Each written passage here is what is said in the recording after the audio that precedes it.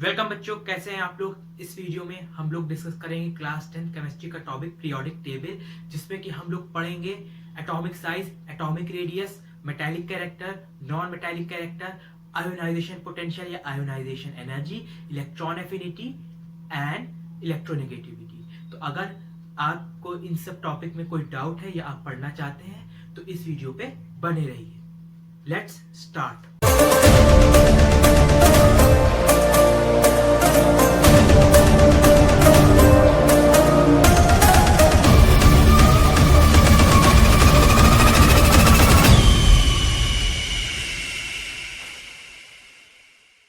जैसे जैसे केमिस्ट्री का एवोल्यूशन हुआ, केमिस्ट्री की पढ़ाई आगे बढ़ती गई, वैसे वैसे हमको एक सिस्टमैटिक स्टडी की जरूरत हुई कि हम केमिस्ट्री में जितने भी एलिमेंट हैं हम उनकी सिस्टमैटिक स्टडी कैसे कर सकते हैं। तो उस सिस्टमैटिक स्टडी में जो सबसे कारगर साबित हुआ था वो था पीरियोडिक टेबल। पीरियोडिक टेबल के पहले भी सिस्टमैटिक स्टडी करने के लिए कई तरीके हुए थे, जैसे कि Dobereiner's triad method, Newland law of octave, और उसके बाद है मैंडलीफ की पीरियोडिक टेबल। तो सबसे पहले हम समझेंगे एटॉमिक नंबर और मास नंबर क्या होता है।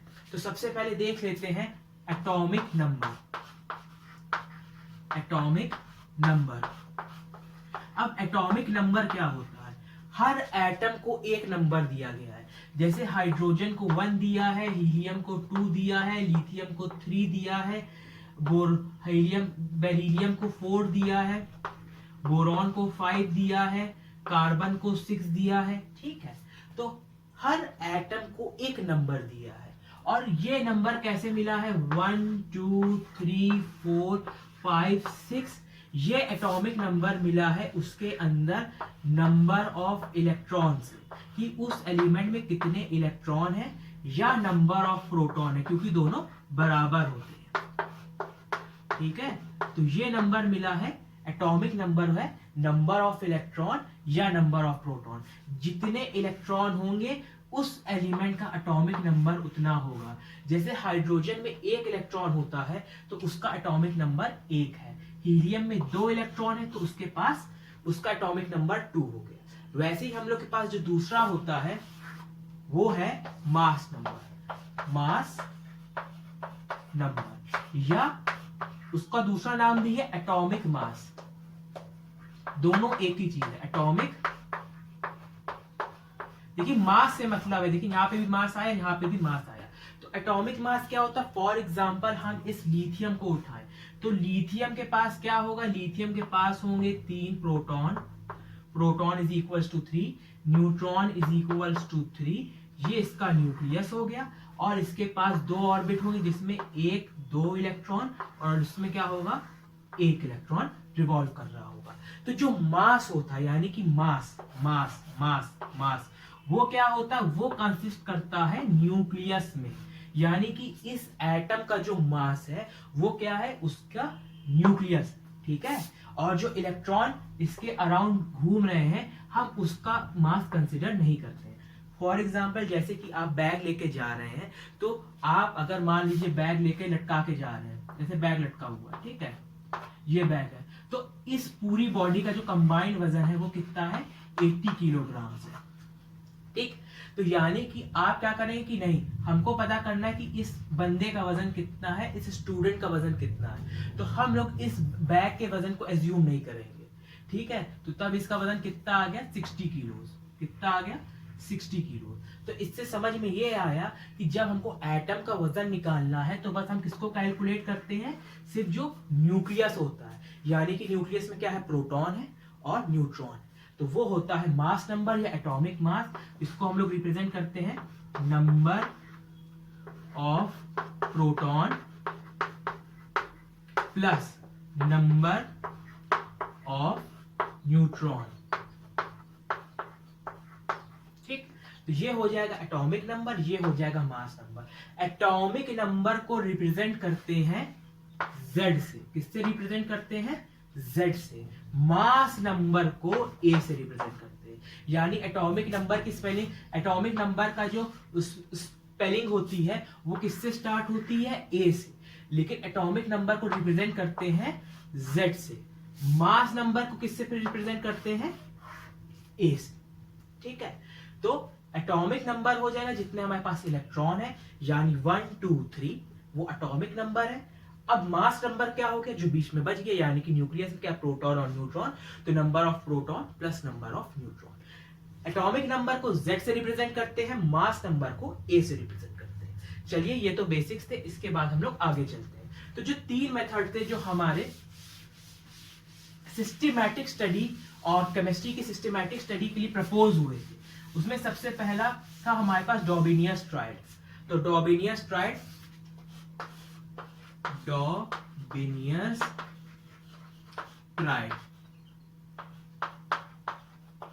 ट्रायड का मतलब क्या होता है, ट्राई यानी 3, 8 मतलब पेयर। तो यहां पे क्या हुआ, डॉबिनियन ने क्या बनाया, 3 एलिमेंट का पेयर बनाया। किसका, एलिमेंट का। यहां पे 3 एलिमेंट्स के पेयर बनाए। फॉर एग्जाम्पल जैसे कि हमारे पास क्या था, कैल्शियम, फिर हम लोग के पास क्या था, स्ट्रोंटियम, बेरियम। कैल्शियम का एटॉमिक नंबर होता है 40 होता है, बेरियम का होता है मेरे ख्याल से 137 और इसका होता है 88।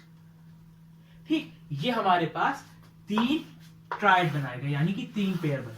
ये क्या है, मास नंबर, ये भी क्या है, मास नंबर, ये भी क्या है, मास नंबर। यानी कि जब मॉडर्न पीरियोडिक टेबल आई उसके पहले जो भी हमारे सिस्टमैटिक स्टडी के लिए तरीके बनाए गए थे वो बेस्ड थे मास नंबर। किस पे बेस्ड थे, मास नंबर पर। मास नंबर यानी कि ए पर बेस्ड थे, यानी कि प्रोटॉन प्लस न्यूट्रॉन पे बेस्ड थे। अब इसमें होता यह था कि जब हम लोग क्या करेंगे, कैल्शियम और बेरियम के एटॉमिक मास को जोड़ेंगे, यानी कैल्शियम प्लस बेरियम के किसको जोड़ेंगे, मास नंबर को जोड़ेंगे या एटॉमिक मास को जोड़ेंगे, उसको डिवाइड कर देंगे 2 से, यानी कि उसका एवरेज निकाल आएंगे, तो वो किसके बराबर आ जाएगा, स्ट्रोंटियम के बराबर आ जाएगा। ठीक है, कैलकुलेट करके देख लेते तो कितना आ जाएगा, 44 प्लस 137 डिवाइडेड बाई 2, तो ये हो जाएगा 4 7 11, 4 3 ये हो जाएगा 181 और ये आ जाएगा 181 आ जाएगा डिवाइडेड बाई 2। ठीक है, कुछ गलत कर गए क्या, 137 है मेरे पास, 137 ही होता, ठीक है, 137 और 40 होता है, देखिए गलत कर दें यहाँ पे।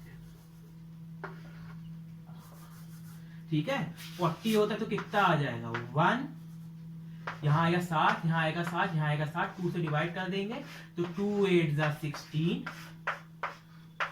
2 8 जा 16 पॉइंट लगेगा, 2 5 जा 10, कितना आ गया, 88.5 आया। कितना आया था, 177 आया था, कितना आ गया, 88.5 आया। ठीक है, तो बात समझ गए होंगे आप लोग। तो क्या समझे कि मैंने जब कैल्शियम का एटॉमिक मास लिया, बेरियम का एटॉमिक मास लिया, उसका एवरेज निकाला तो किसके बराबर आ गया, स्ट्रोंटियम के बराबर आ गया, और इसी को हम लोग कहते हैं डॉबिनियस ट्रायड। ये कहीं कहीं पे चला, कहीं कहीं पे वर्क किया, कहीं कहीं पे वर्क नहीं किया, एकदम इसने कहीं पे मतलब कि एक्यूरेसी शो भी नहीं करी, जैसे यहाँ पे 88.5 है, यहाँ पे 88 है, तो ये ज्यादा दिन तक नहीं चला। उसके बाद आया हम लोग के पास जो मेथड था वो Newland law of octave. Newland law of octave के बारे में आप अच्छे से जानते हैं, जैसे कि हमारे म्यूजिकल नोट्स होते हैं, तो म्यूजिकल नोट्स में क्या होता है, यानी कि अगर हम लोग न्यूलैंड लॉ ऑफ ऑक्टेव ने कहा, Newland law of octave, octave से समझ में आ गया, ऑक्ट मतलब क्या हो गया, 8। ठीक है, तो इसने कहा अगर हम एलिमेंट्स को क्या करें, अरेंज करें, कैसे अरेंज करें, increasing order of their, increasing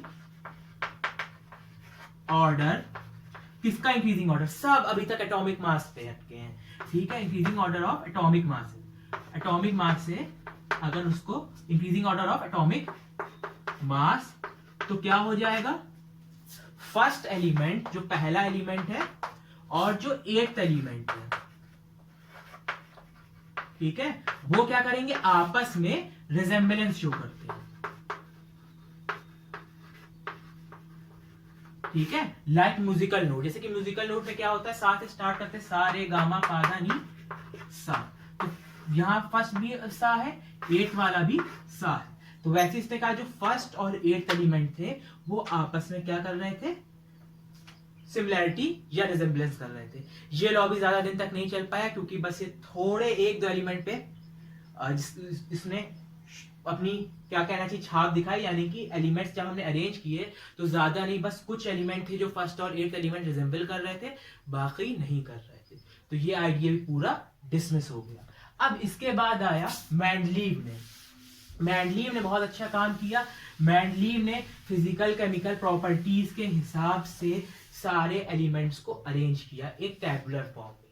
ठीक है, वो टैबुलर फॉर्म किस पे बेस्ड थी, वो भी हमारे किस पे थी, एटॉमिक मास पे बेस्ड थी, एटॉमिक मास या मास नंबर पे बेस्ड थी।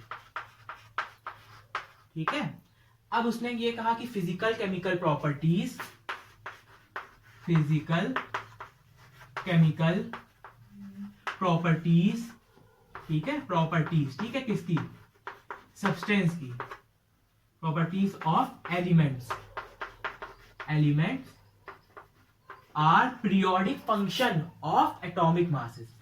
एलिमेंट्स क्या है, पीरियोडिक फंक्शन है, are periodic function of atomic masses. ठीक है, तो ये था हमारा मेंडलीव पीरियोडिक टेबल। ठीक, तो उसने जब अरेंज किया तो ग्रुप्स, ऐसे ग्रुप्स अरेंज किए थे, हॉरिजॉन्टल ग्रुप्स थे, और उसमें ये वर्टिकल हमारे पास पीरियड्स थे। ठीक है, लेकिन ये भी ज्यादा दिन तक काम नहीं कर पाई क्योंकि इसमें हमारे जो साइंटिस्ट थे जिनका नाम था हेनरी मूसले, नाम अच्छे से याद कर लीजिए, आगे चल के बहुत काम आने वाला है। मूसले लॉ भी होता है 12th में, या नाम याद कर लीजिए, मूसले याद कर लीजिए, 2 साल ऐसे ही निकल जाता है। तो 10th है, 12th में मूसले लॉ पढ़ेंगे आप लोग फिजिक्स में। ठीक है, हेनरी मूसले, इन्होंने कहा कि इस पीरियोडिक टेबल में इन्होंने क्या करी, इसको थोड़ा चेंजेस की। चेंजेस क्या कहा, इसने कहा कि periodic function of atomic masses नहीं, ये होगा एटॉमिक नंबर। ठीक है, तो एटॉमिक नंबर। ठीक, तो हेनरी मूसले ने इसमें ऑल्टरेशन किया और पीरियोडिक टेबल को अरेंज किया on the basis of atomic number, जिसको हम लोग कहते हैं Z, यानी कि नंबर ऑफ इलेक्ट्रॉन या नंबर ऑफ प्रोटॉन। ठीक, इसमें कुछ और इंप्रूवमेंट किया था नील बोर ने, ये भी एक इंपॉर्टेंट साइंटिस्ट है। ठीक है, तो नील बोर ने इसमें थोड़ा सा और इंप्रूवमेंट किया। वैसे जो ये जो था physical chemical properties of an element are periodic function of atomic number, that is number of electrons। ये हमारा हेनरी मूसले ने किया था, जो हमारी मेंडलीव ने पीरियोडिक टेबल बनाई थी। अब इसके बाद हम लोग पीरियोडिक टेबल की कुछ कैरेक्टरिस्टिक्स हैं उसको देख लेते हैं। पीरियोडिक टेबल की क्या क्या कैरेक्टरिस्टिक्स हैं, तो पीरियोडिक टेबल में कितने ग्रुप हैं, जो वर्टिकल कॉलम्स होते हैं, यानी ये वाले वर्टिकल कॉलम। ठीक है, तो वर्टिकल कॉलम को हम लोग कहते हैं vertical column, COLUMN। Vertical column को हम लोग कहते हैं ग्रुप्स। ठीक है, तो कितने ग्रुप्स होते हैं, टोटल 18 ग्रुप्स हैं, याद कर लेंगे क्या, 18 ग्रुप्स हैं। और जो हॉरिजॉन्टल कॉलम्स होते हैं ये, ठीक, तो हॉरिजॉन्टल कॉलम्स को कहते हैं हम लोग, हॉरिजॉन्टल कॉलम को क्या कहते हैं, हॉरिजॉन्टल कॉलम्स को कहते हैं हम लोग पीरियड्स। कितने पीरियड्स हैं, 7 पीरियड्स। ठीक है, अब ग्रुप्स के कुछ नाम है। ठीक है, तो जो पहला ग्रुप है फर्स्ट ग्रुप। ठीक है, फर्स्ट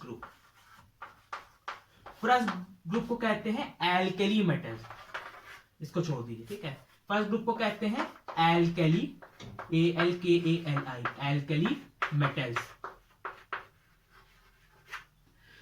सेकेंड ग्रुप को कहते हैं alkaline earth metal, Alka, LINE line, alkaline earth, EARTH earth metals. ठीक है, अब ऊपर इसको मूव कर जाते हैं, ऊपर वाले को मिटा देते हैं। ठीक है, तो यहां से इसको मिटाए देने। अब सीधे कूदेंगे 16th ग्रुप पे। 16 ग्रुप है, ठीक है, इसको हम लोग जो हमारा होता है ऑक्सीजन, जिसमें ऑक्सीजन होता है, ऑक्सीजन ग्रुप, ऑक्सीजन ग्रुप, तो इसको कहते हैं चैल्कोजेंस। चैल्कोजेंस, चैल्कोजेंस का क्या मतलब होता है? ओर फॉर्मिंग। क्या होता है? जो ओर बनाते हैं, ओर forming. 17th group, 17th group बहुत अच्छा नाम है, हम लोग जानते हैं, क्या बोलते हैं? हैलोजेंस।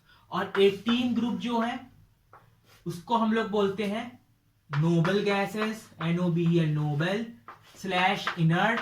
इंट्रोवर्ट से बना, इंट्रोवर्ट जो मतलब कि दुबक के रहता है ज्यादा, इंट्रोवर्ट एक्सट्रोवर्ट होता है, एक जो बहुत खुला हुआ होता है, इंट्रोवर्ट जो दुबक के रहता है, उसी से बना इनर्ट। इनर्ट जो किसी रिएक्शन पार्ट नहीं ले लेती है, और रेयर गैसेस। ये सब हमारे ग्रुप है जिनका हमें नाम पता होना चाहिए। बीच में हम इसको मिटा देते हैं। ठीक है, तो यानी कि first group, second group, first group है एल्कली मेटल, सेकंड ग्रुप है एल्कलाइन अर्थ मेटल। 16 ग्रुप को जो ऑक्सीजन ग्रुप है उसको कहते हैं चैल्कोजेंस, क्योंकि वो ओर फॉर्मिंग है इसलिए इनको चैल्कोजेंस कहते हैं। 17 ग्रुप को हैलोजेंस कहते हैं। 18 ग्रुप को नोबल गैस, इनर्ट गैस या रेयर गैस भी बोलते हैं। ठीक है, कितने ग्रुप्स होते हैं? 18 ग्रुप्स होते हैं, 7 पीरियड्स होते हैं। ग्रुप्स जो लंबे लंबे होते हैं, वर्टिकल यानी खड़े खड़े, ये 7 पीरियड्स होते हैं। पीरियड्स यानी कि जो वर्टिकल हॉरिजॉन्टल होते हैं, लंबे लंबे। ठीक है, तो ये सब बेसिक चीज थी, आपको मालूम होगी। तो चलिए मैं इसको रब किए दे रहा हूं, अगर नहीं है तो आप नोट भी कर सकते हैं। ठीक, अब इसमें से ये सब तो हो गई इंट्रोडक्शन, शुरुआत की बातें हो गई। ठीक है, अब जो आपको बताना है वो बताना है बच्चों रिडक्शन, ऑक्सीडेशन। ऑक्सीडेशन क्या होता है, रिडक्शन क्या होता है, बहुत आसान सी बातें हैं, देख लेते हैं। तो दो चीज लिखते हैं, सबसे पहले लिखते हैं रिडक्शन। रिडक्शन, यहां पे हमने लिखा ऑक्सीडेशन। रिडक्शन क्या होता है, ऑक्सीडेशन क्या होता है? रिडक्शन का मतलब होता है रिड्यूस होना, रिड्यूस होने का मतलब होता है कम होना। रिडक्शन यानी रिड्यूस, रिड्यूस मतलब क्या होता है? कम होना। ठीक है, घटना जिसे कहते हैं। ठीक है, कम होना, घटना। अब कम क्या चीज होगी? यहां पे रिड्यूस होगा हमारे पास चार्ज। चार्ज कैसे रिड्यूस होगा, यहां पे देख लेते हैं। फॉर एग्जांपल हमारे पास +5 पॉजिटिव चार्ज था, इसमें मैंने एक इलेक्ट्रॉन ऐड कर दिया, तो एक इलेक्ट्रॉन ऐड करेंगे तो कितना हो गया? +4। एक और इलेक्ट्रॉन ऐड कर दिया मैंने यहाँ, हाँ, तो क्या हो जाएगा? +3 हो जाएगा चार्ज। फिर एक और इलेक्ट्रॉन ऐड कर दिया तो +2 हो जाएगा।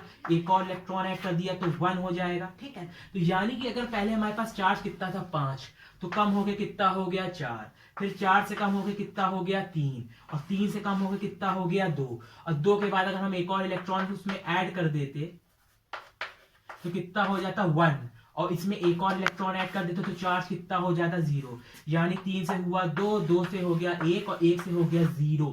यानी कि हमारा चार्ज +5 से घट के कितना हो गया? 0 हो गया। यानी कि जो एटम था वो हो गया न्यूट्रल।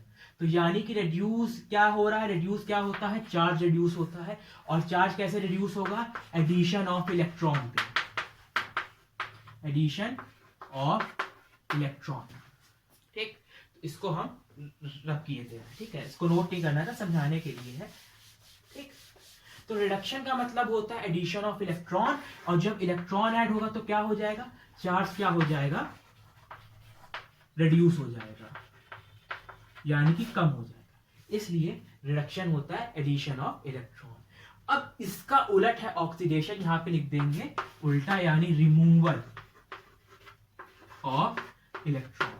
ठीक, अगर यहाँ पे ऐड होगा तो यहाँ पे रिमूवल ऑफ इलेक्ट्रॉन होगा। ठीक है, रिड्यूस यानी क्योंकि इसमें से अगर इलेक्ट्रॉन ऐड करते जाएंगे, नेगेटिव चार्ज ऐड करते जाए तो चार्ज कम होता जाएगा। और अगर यहाँ पे इलेक्ट्रॉन को हटाते जाएंगे, निकाल देंगे तो चार्ज बढ़ता जाएगा, पॉजिटिव की तरफ हम लोग जाते जाएंगे। ऑक्सीडेशन का दूसरा मतलब भी होता है एडिशन ऑफ ऑक्सीजन, नाम से समझ में आ रहा है, addition of oxygen. Oxygen add होगी, यहां पे उल्टा हो जाएगा, उल्टा है दोनों, रिमूवल ऑफ ऑक्सीजन।